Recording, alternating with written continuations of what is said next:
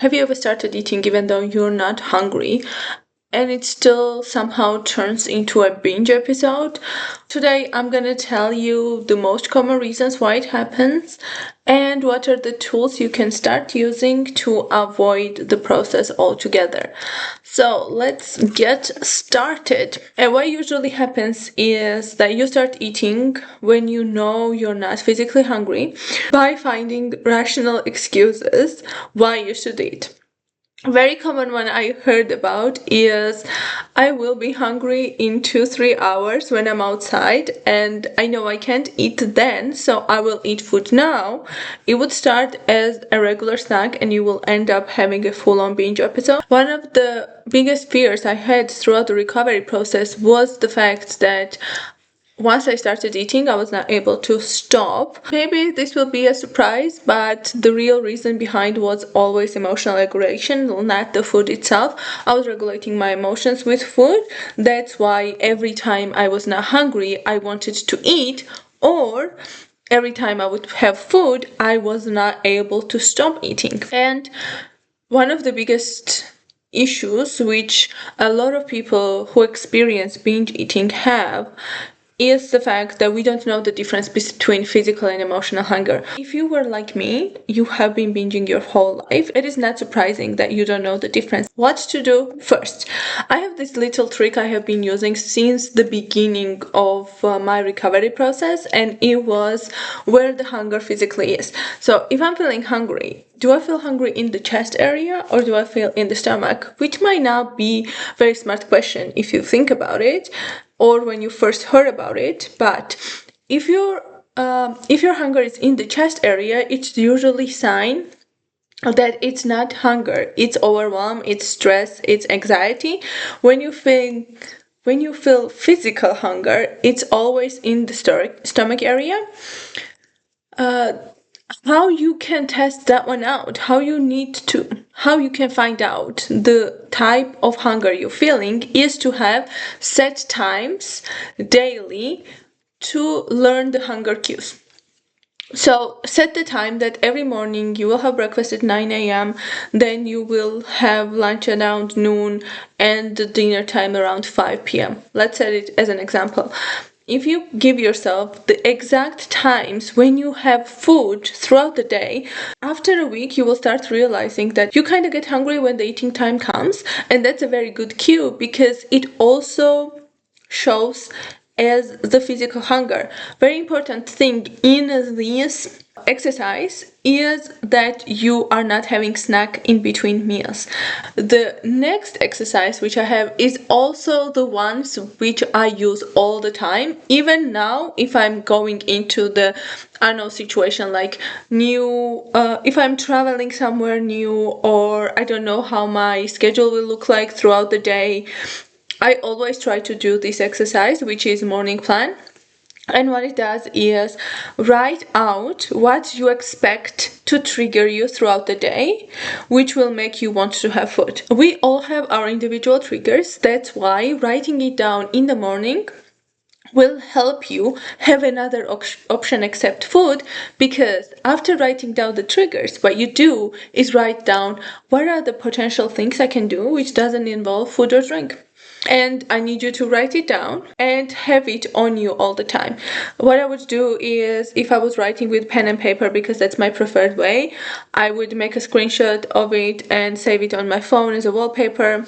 Downside, you have to change your wallpaper every single day. Upside is that I would see it throughout the day when I was checking my phone, and the moment triggering situation happened, the first thing I remembered was what I had written down in the phone instead of food, and it disrupted the habits I had around food. It decreased the amount of binge episodes I had throughout the day, and in the end it helped me lose weight because that was one of my goals through the recovery process. The last part is naming the emotion. I know I keep saying it in every single video to name your emotion as one of the tools, but it's important. Every time I give advice about the binge eating or recovery, or I've seen people give advice about it, people who actually work with eating disorders, or addiction, first thing is always you have to know what is the emotion you are using food for to know how to change it. You cannot fix something if you don't know what it is. Not all emotions cause binges. Not all emotions make you lose control. There will be few. Most common ones are stress, boredom, sadness, loneliness, excitement also, anxiety, excitement. Those 5-6 emotions are very common, which cause us to eat food when we are not hungry to regulate those emotions. But it's individual. You need to find out what is that you feel, which you cannot deal with, and what is the role food has in the specific emotion. What happens after? What happens is that you can pause before eating and recognize that it is not a physical hunger. You're not hungry. You're fulfilling some type of emotional need with the food, and food loses its sparkle. You have options now. You can choose that instead of food, you will do something else that will make you feel equally better. And you are avoiding binge episodes because in the end, the outcome we want is recovery. Or just become easier to ride out since emotions are already addressed. You already fixed the root cause by regulating your emotion without food, so there's no need for food to be there anymore, so cravings will decrease. Urges regarding food will disappear. Regarding the cravings, we have two different types of cravings. One is physical craving and second one is emotional.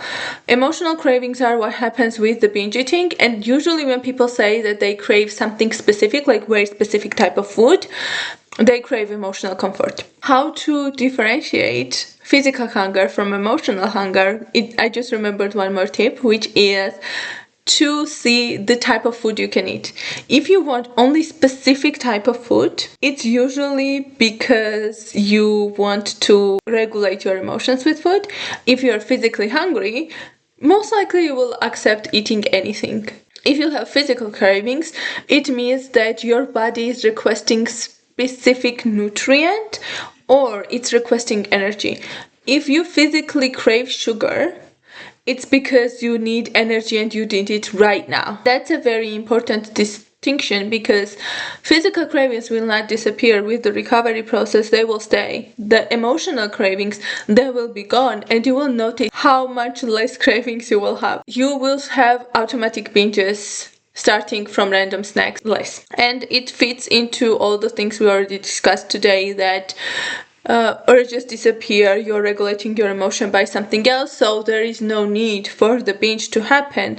You will have more trust in your body's real hunger signals. The last part is that you will experience less shame because you will understand what is happening. Like, not only you are told something, but you know the mechanism, how it happens, and you see that food you were craving was not because you wanted to regulate your emotions, but because you needed energy and you needed it right now. And how I want to end this video is to tell you once again that eating when you're not hungry, or especially binging, is not a real hunger. It is not something that you can fix with a willpower or discipline or consistency. I know you can push through it, like you can survive a couple of months with that technique, but it's not useful for long term because it's not sustainable. What it is to usually regulate your emotions. When you learn the difference between physical and emotional hunger and have all the tools you can get, or create your own tools as well, and you will plant the triggers, you will name the emotions, you are going to start the recovery process very less painfully than you can imagine. That was one of the huge aha moments for me, that turns out recovery doesn't have to be that painful. If you want the tools I mentioned today, all of them are available in my Skool community, which is free, and you are very free to join. It will be in the description below. See you tomorrow. Bye.